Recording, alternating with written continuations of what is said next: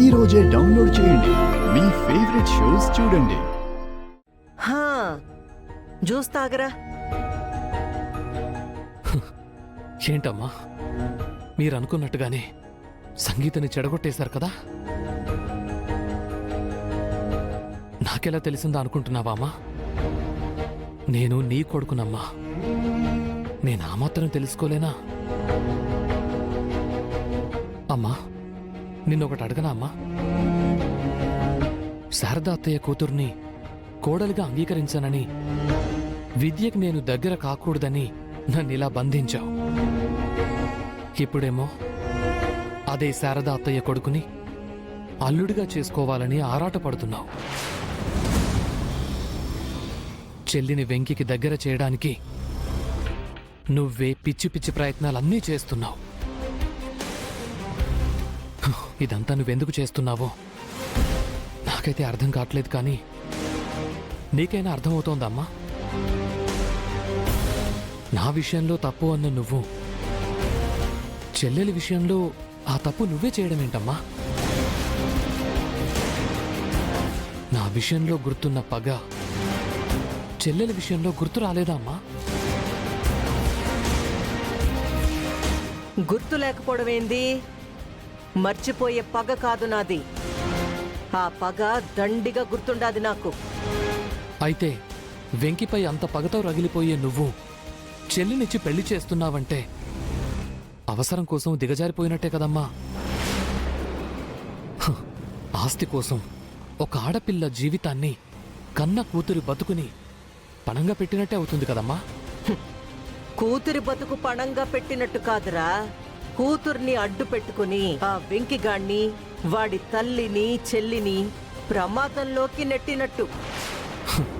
అమ్మా, నీకంటే బరువుగా ఉన్న ఒక రాయికి తాడు కట్టి దాన్ని నీ మెడకు చుట్టుకుని కోపంతో ఆ రాయిని తోసేస్తే దానితో పాటు నువ్వు కూడా కింద పడిపోతావు కదమ్మా. అయితే ఏందిప్పుడు? అలాగే ఈ పెళ్లి డ్రామాతో నువ్వు వెంకీతో చెల్లిమెళ్ళో తాళి కట్టించి ఆ కథని నడిపించి వాళ్లని ఎంత ప్రమాదంలోకి నెడతావో అంతే ప్రమాదం చెల్లికి కూడా జరుగుతుందని ఆలోచించలేకపోయావమ్మా? ఆ వెంకిగాడు నీ చెల్లి మెళ్ళో తాళి కడితేనే కదరా ప్రమాదం. కట్టాలని కదమ్మా నువ్వు వెంకీ ఇంటికి తాంబూలాలు తీసుకుని వెళ్ళావు. అది వర్కౌట్ అవ్వలేదని కదా వెంకీని ట్రాప్ చేసి అడవికి పంపించి చెల్లిని వాడితో వదిలేశావు. ఇప్పుడు కూడా ఈ సంగీతిని చెడగొట్టాలని చూసేది చెల్లిమెళ్ళో తాళి కట్టించడం కోసమే కదమ్మా? కాదు, నేను నడిపించే కథ వెంకీ మ్యాగీ మెళ్ళో తాళి కట్టేంత వరకు రాదు. మరి అవునరా, ఆస్తి వాడికి చెందుతుందన్న భయంతో ఆ వెంకిగాడిని నేనేమీ చేయలేకపోతుండానన్న ఆక్రోశంతో మరో దారి లేదని చెప్పి వాణ్ణి పెళ్లి చేసుకుని ఆస్తి లాగేసుకునే ప్లాన్ని నీ చెల్లె చెప్పినాది. అది చెప్పేటివన్నీ నేనెందుకు చేస్తాను? నేను చేసేటివన్నీ బయటికెందుకు చెప్తాను? నీకు తెలిసిన కథలో నీ చెల్లి ఎరా, నేను వేసిన ప్లాన్లో అది నా సొర. మ్యాగీతో ఆ వెంకిగాడి పెండ్లి నాటకం. పీటలెక్కే వరకే కాని తాళి కట్టే వరకు రాదురా. ఆ పీటలెక్కే లోపు వాడి ఆస్తిని లాగేసుకుని పీటల మీద తాళి కట్టే టైంకి మ్యాగీ వాణ్ణి చీకొట్టి వాడి పరువు ఊరందరి ముందు లాగేసి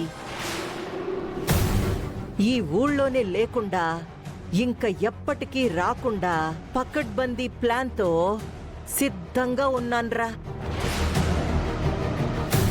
ఇకపోతే వాళ్ళ ప్రాణాలు కూడా పోవచ్చేమో.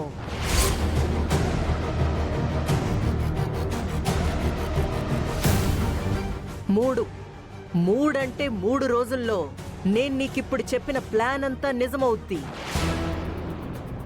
అప్పుడు నీకు ఈ కట్ల నుంచి విముక్తి దొరుకుతాది. తర్వాత నువ్వు స్వేచ్ఛగా బయట తిరగొచ్చురా. ఎందుకంటే అప్పుడు నువ్వు ఎంత తిరిగినా ఎంత వెతికినా విద్య, వెంకీ, శారదలు ఎప్పటికీ కనపడరు. సరే, మరి జ్యూస్ తాగుతావా, ఇట్ట మౌనంగానే ఉంటావా?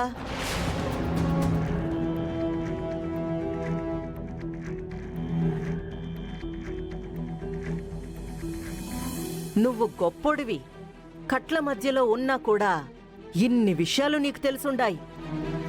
నువ్వు ఇన్ని చెప్తున్నప్పుడు ఎట్టా తెలుసుండాయని నిన్ను అడగాలి కదా. ఎవరు చెప్పుండారో ఆణ్ణే పంపిస్తా. జ్యూస్ తాగేసేయ్. హ్మ్? హ్మ్.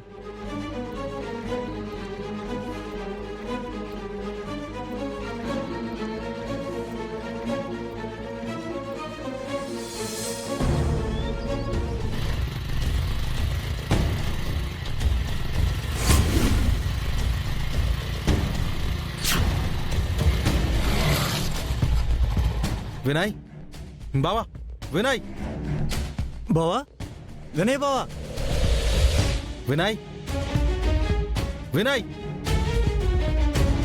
వినయ్ బావా.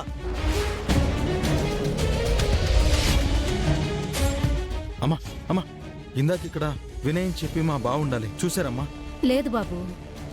ఇంచుమించు నా వయసే ఉంటుందమ్మా. మీకు ఫోటో చూపిస్తాను, ఇదిగోండి. అమ్మా, ఇందాక ఈ షాప్ ముందు నుంచి నాకు వీడియో పంపించారమ్మా. ఈ ఫోటోలో ఉన్న అబ్బాయి ఇక్కడికి రావటం ఏంటి బాబు? పొద్దునుంచి ఇక్కడే ఉన్నా నేను, అసలు రాలేదు బాబు. సరిగా చూడండమ్మా. రాలేదు బాబు. రాలేదా? రాకపోతే ఈ వీడియో ఎలా వస్తుంది? తెలీదు బాబు. ఓకే.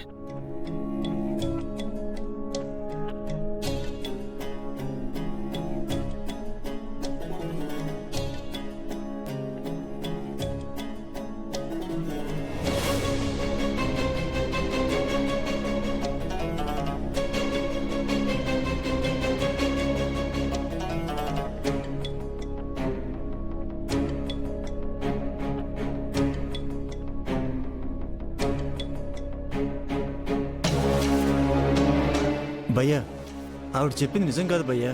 మన దగ్గర వీడియో అంత క్లియర్గా ఉంది కదా. బావ ఇక్కడే ఉండుంటాడు భయ్యా. పద భయ్య, వెతుకుదాం పద.